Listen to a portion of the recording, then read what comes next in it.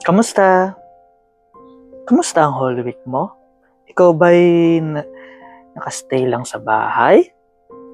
O gumagala? Or talagang nagsimba this week?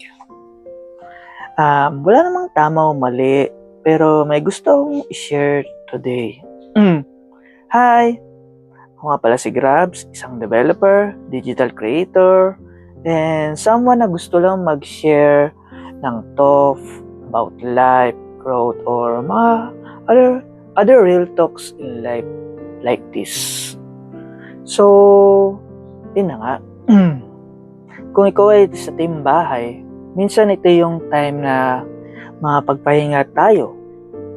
Siyempre, in this economy, sa lahat ng mga ginagawa nating hirap, puro trabaho, school, studies, iba pa. Yung iba sa atin napapaisip na ito yung week na to na para magpahinga talaga. At wala namang masama dun.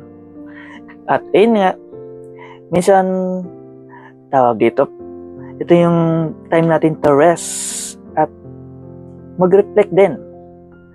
Hindi masama magpahinga sa bahay. Mag-rest tayo, then umiwas sa mga distraction. Scroll lang tayo sa social media para iba yung may wala yung distraction natin out of reality. Pero minsan pag nasa bahay lang tayo, mapapaisip tayo na busy but empty. Yung feeling na wala sa pagka-busy, biglang wala ka nang ginagawa. Alam natin yan. Pero sa iba naman, ito may nagbabawi ng tulog. That's okay. And sometimes, ito yung paraan ng iba para mag-cough ng to rest and to recharge. And then, at the time, they can reflect. Kaya ng mga napifeel ng mga nasa team bahay. Kung ikaw naman ay sa team gala ka naman itong Holy Week, wala namang masama na mag-enjoy talaga. Tulad nga ng sabi ko kanina, kung busy man tayo sa work, sa trabaho, sa gawaing bahay, business, other pinag-aabalaan natin, ito lang yung week na to na para to escape the stress. Ika nga, to create memories kung sino man ang iyong kasama, family man, friends, relatives, or special someone, or love or love of your life, or partners. Pero ang tanong ko lang, kung ikaw ay nasa team gala naman, are we just escaping reality or just recharging? So, yun ang may yung question sa inyo. Ito ba, siyempre, ibang tawag dito, ito yung paraan ng iba para mag-escape ng magpahinga at mag-stress, create memories, nabanggit ko kanina. Pero, ang tanong ko ay, nakapag-recharge ka ba? Worth it ba? Solid ba ang iyong bakasyon ngayon? Itong Holy Week? Ayan ang ma-advise ko sa mga team gala. At kung ikaw naman ay sa team simbahan, this time, ito yung week na to para mag-reconnect kay God, kay Lord.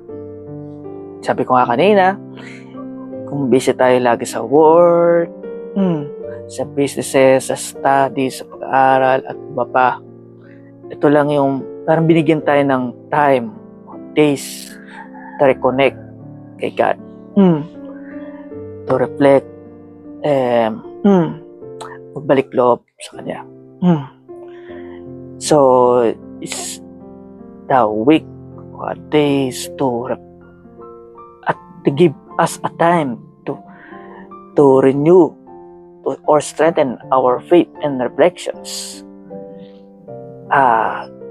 Maramdaman tayo slow down and to recenter ourselves and be connected to God. So, kasi yun nga, wala namang masama kung sa team bahay ka lang, team gala ka lang, or team simbahan ka lang. So, wala namang tamang way na sinabi naman na to spend your Holy Week time. Pero, kung ano man yun, may mga tamang way naman tayo para mag-reflect. Kung ikaw sa bahay, are you just resting or distracting yourself?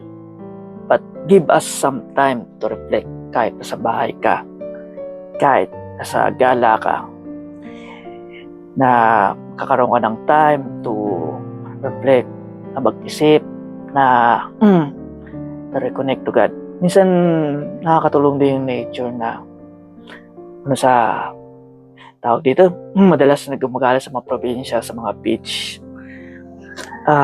Tawag dito, ito yung way na tawag natin, sinasabi natin, reconnect to absorb God.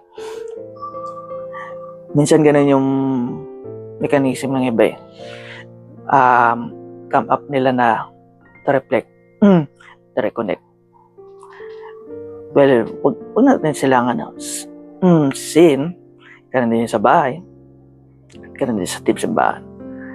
Kasi minsan, pag nakahanap tayo ng tahimik o peaceful of mind, ini yung tawag nito, paraan natin para mag-reconnect. Sana this Holy Week, no matter na anong team ka, team bahay ka man, team galaw, team simbahan, ang advice ko lang, just give some time to reflect ulit, to reconnect, tilapit natin ang sarili natin sa Panginoon. Kasi at the end of the day, no matter na tawag dito, what team ka, importance, you have time nga to reflect, di ba? Kasi honestly naman, wala namang masama kung saan ka team itong Holy Week. It's about time nga kausapin mo din yung sarili mo. Magpahinga ka rin saglit. I-recharge mo rin ang sarili mo. Physically, emotionally, spiritually. Sometimes a quick moment or recharge and reflect can change us. Kaya ikaw, anong team ka ngayong Holy Week? Comment mo lang below. At kung gusto mo panood ang full video na to, kung nanonood ka sa Facebook, bisitahin mo yung YouTube channel ko, ang aking personal YouTube channel. You can check the link below. And see you sa next podcast or topic. I-comment below anong topic ang gusto nyo, or collab, o mag-topic tayo, mag-usap tayo sa mga podcast. So, yun lang aking comment. Yes, for this Holy Week, and this is the first episode of my podcast talking about stuff, anything about real life. Comment. Support my pages, podcasts, and more contents. See you until the next episode.